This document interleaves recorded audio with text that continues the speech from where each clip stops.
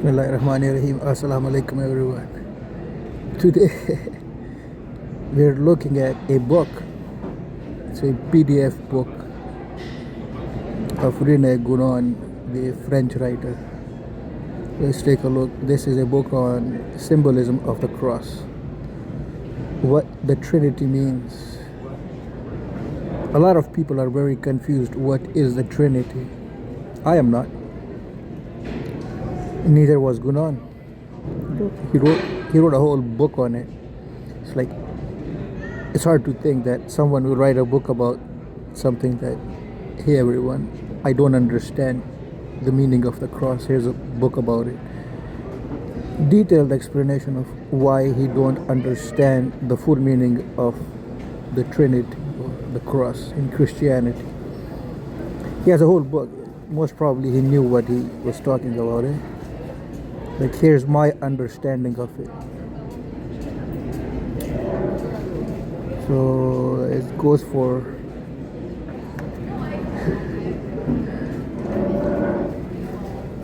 132 pages, or let's say 150 pages explanation, a short explanation of the cross. A good job, bro. That's all the information I ever needed about the cross. One can say that, and if you take anything out, that wouldn't be the correct understanding. I will never understand that. But if I forget parts of this book later on, to return to it again and again,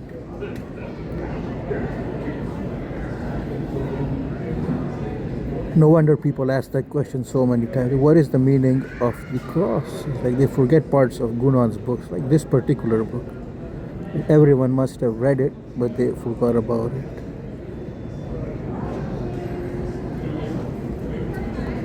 I just thinking now, whatever I know about the concept of Trinity, I should also take notes, when they publish it, and return to it myself once in a while, like Guenon. Make sure I never forget parts of it. If I do, the multiplicity of the states of the being. Universal man, like Jean-Claude Van Damme, the universal soldier, is part of the deal. Metaphysical symbolism of the cross. The directions of space has to do with space and time. So the time and space usually go together physics-wise. See chapter 4, the 4 directions of space, the 4 time directions of space. Like time can go in 4 different directions, like future, the past, and +2. There's like time and space defined, like so simple, right? How can you forget that? Hindu theory of the 3 gunas. Hindu theory of the 3 gunas. Don't talk to me like that, bro. Don't you goodness me. Gouge your eyes out. That's part of the Trinity, by the way. If you goodness me, I gouge your eyes out, bro.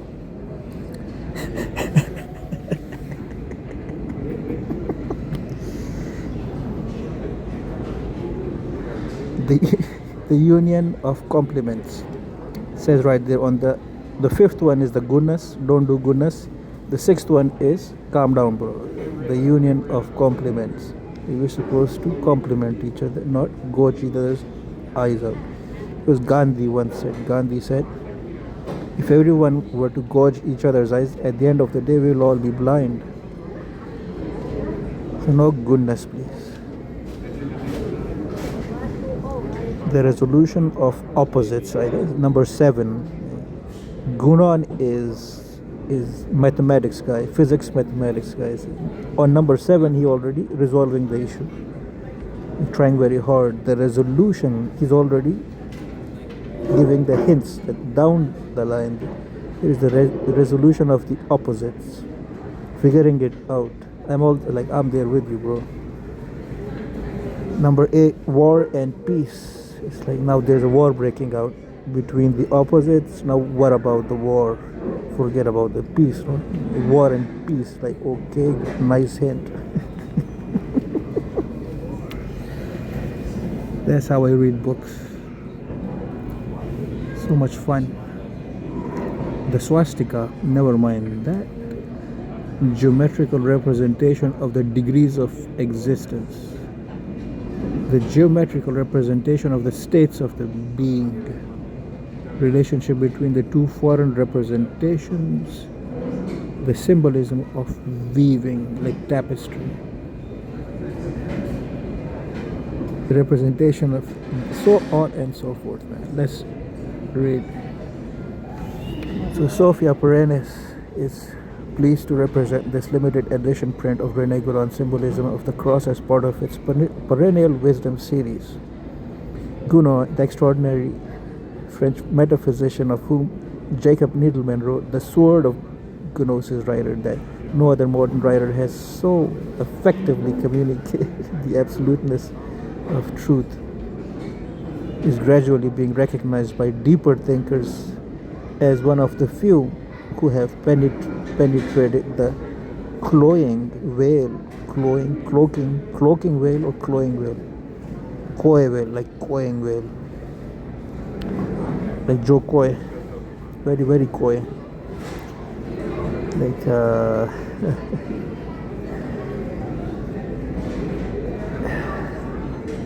like someone whose identity is a bit ironic. What do you say that? Is it very coy or ironic? Joe Coy, Joseph, punny maybe, not punny.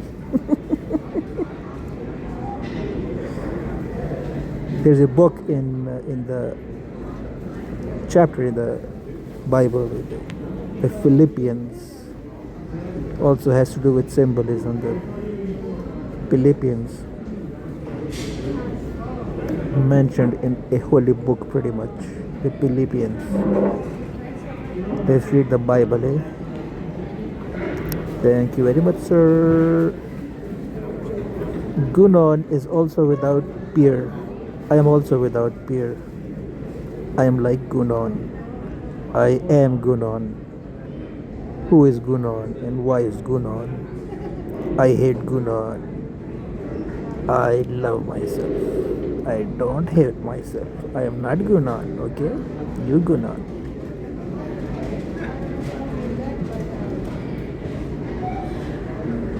Still virtually and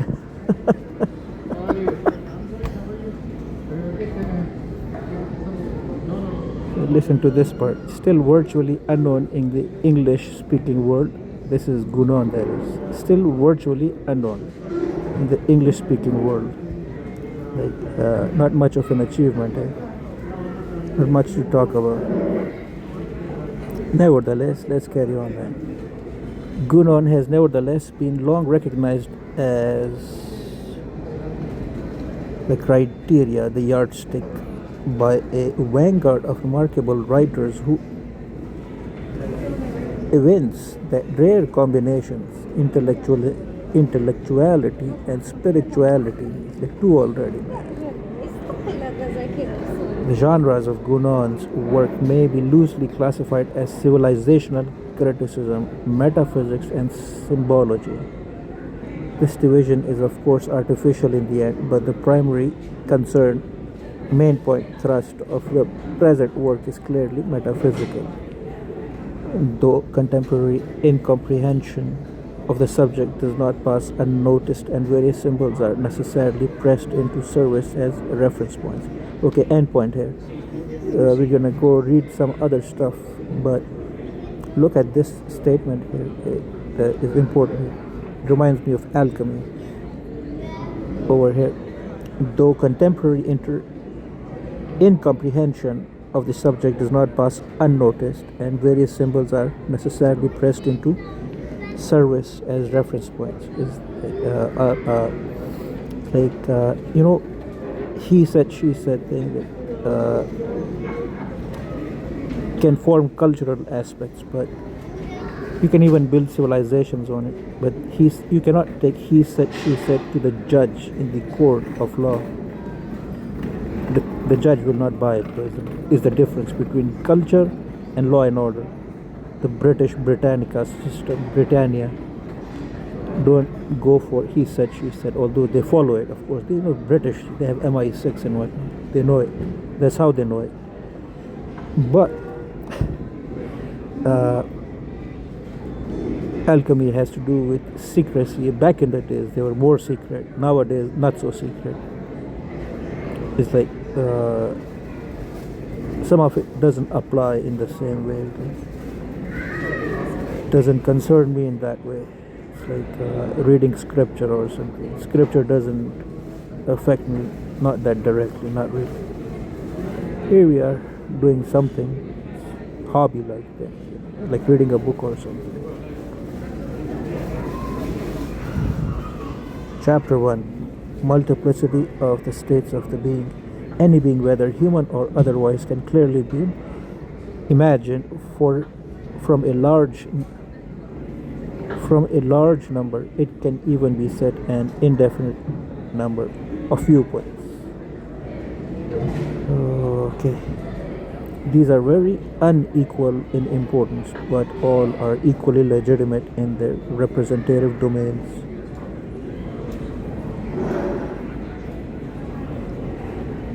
Granted, okay, starting here now. Granted that this is so, and that accordingly none of these viewpoints, not even the most secondary and contingent of them, can be denied the place that belongs. Goes on and on like that. It's very interesting.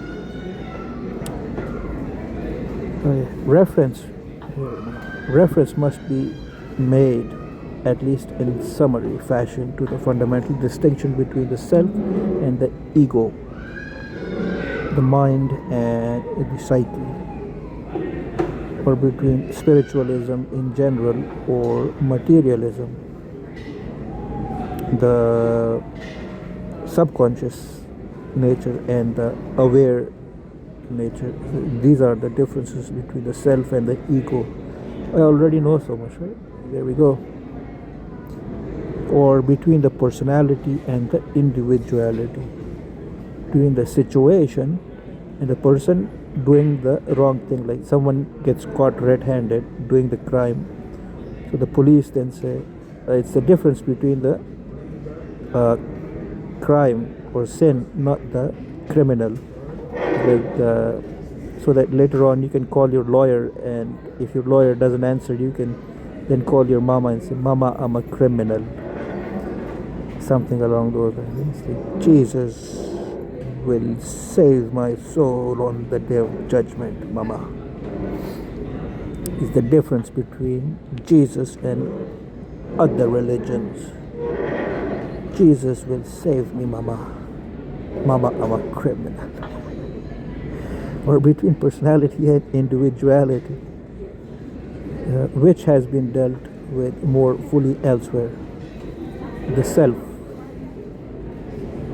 with a capital S, has been pointed out, is the transcendent and permanent principle of which the manifested being, or the created me, that is, the manifested being is the me, that would be I,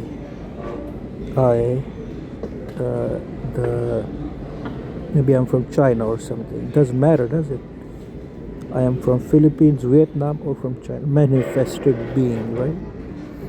The human being, for example, is no more than a transient and contingent modification, which moreover can in no wise affect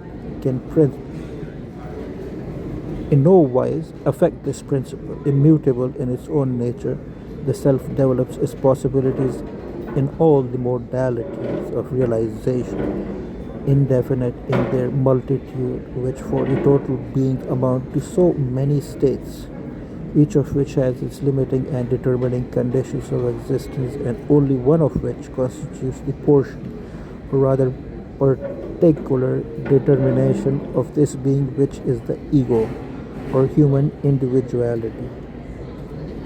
So this paragraph up till here, from where we started up till here, individuality, it says about the ego, which is the blind spot. It's like every human being has a blind spot. is the ego. It's like the, but ego is generally understood as a bad thing, like the psyche. Right? It's the psyche that helps you survive, the hunter-gatherer type. The survival instincts are with the ego. The spirit, on the other hand, is a bit docile. Is like lacks the survival hunter-gatherer skills of the ego or the psyche. So if like it's like if you keep if you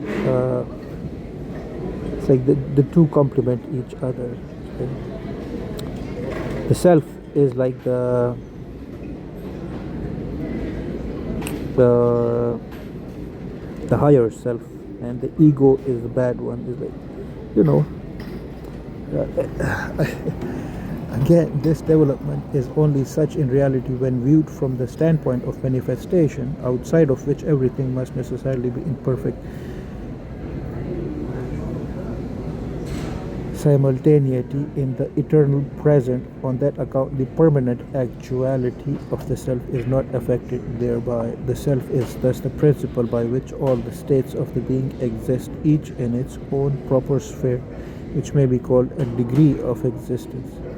But here's a question: that when God, Jesus Christ, became a human and was living as a human being, was he the full-fledged God, capital G God, like the Father? My personal understanding is that if you come in time, you're already talking about limitation. Time is the prison within which we all live. People always ask, did Jesus Christ know the hour? When would the hour be? The 11th hour, is it? The Christian concept of when Jesus would die, right? When the world will come to an end, or Jesus would die, one or the other. Did Jesus know that? If he did, why didn't he save himself, right? All those type of questions. Like, here is the answer to it. The permanent actuality, the eternal present. To say that 1 second that you're alive is the eternity, eternal present, is a bit of a symbolic thing to say. Eternal present, like the present is moving constantly through this river, and to say that the whole river is that eternal present type of a thing is a bit, he says, it's like the picture don't fit the world don't fit the picture type of a thing. Like, one book is not going to describe the whole idea, right? Even a whole book is not enough to describe the complexity of the idea of Trinity, let's say, for now. The world is not fitting the picture. There's more to it. That's us human beings trying to understand the Jesus concept. Did he know the hour? Did he have God powers as a human being? Is the eternal present, like the world is not fitting the picture, man. And on that account, the permanent actuality, like truth, permanent truth, like the eternal now of the self is the universal spirit that is in each of us, is the permanent actuality, is not affected thereby, is not affected at all. You can start digging a ditch, and when it's big enough to your satisfaction, you can start doing backflips beside it for 10,000 years. It's permanent actuality of the self is not affected to you. Like, it doesn't matter to you now, does it? How many backflips Jesus can do in one go? Does it affect you? Well, if it affects you, you're most likely of the Kool-Aid type. Don't drink the Kool-Aid, bro. Don't try to be a hero. There are some people out there who try to be a hero. What about them? What are you going to do about them? The self is thus the principle by which all the states of the being exist, each in its own proper sphere, which may be called the degree of existence. Like, we are degrees apart from madness from each other. We all are different in our state of madness, like which type of madness you're suffering from. That's we all share the same spirit, man. Gin and tonic, maybe. Tila tequila. She was a wrestler. Tila tequila. The short one. The short ones are always the tequila types, aren't they?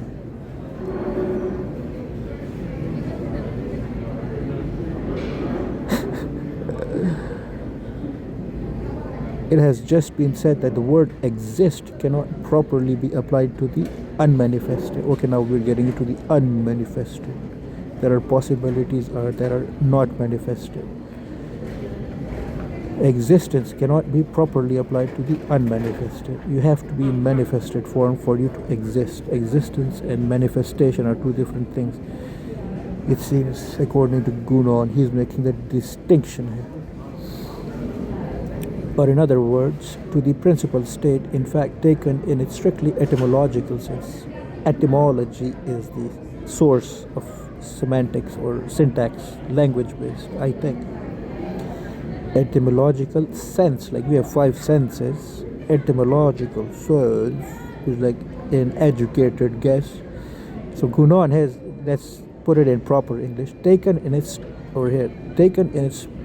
strictly educated sense, this word indicates. Oh no, I am reading into it a bit too much.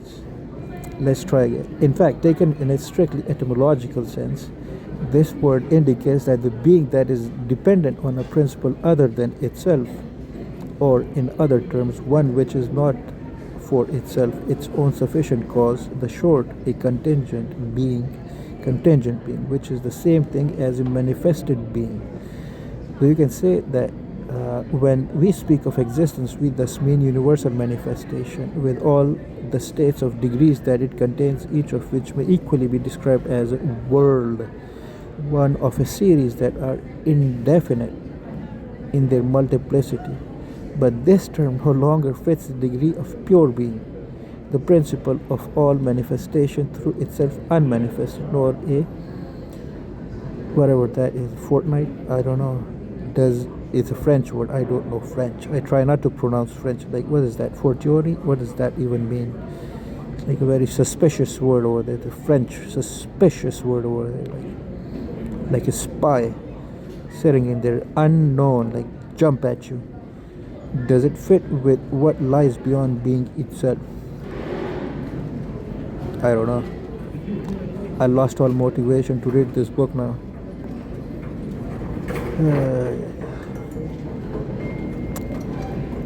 So this is the intro to Guenon. As I read the book like this, I would record myself reading the book. Only on the 3rd page, I've lost motivations. I'm not sure anymore how the world goes round. I would like to know how the world goes round. Don't you want to know how the world goes round? I would also like to know one of these days. I would like to know how is that even possible to begin. Where should one begin? Anyways, I will just keep uploading as much as I can. I don't read books that much. We had 23 minutes of recording, half an hour. I'm on page 3, 2.5. Take forever. Take a lot of videos. If you're interested, please subscribe, like the video, and stay tuned. I'll keep uploading. It'll be both on TikTok and on my YouTube channel. Please subscribe to both. And stay tuned. Have a good day.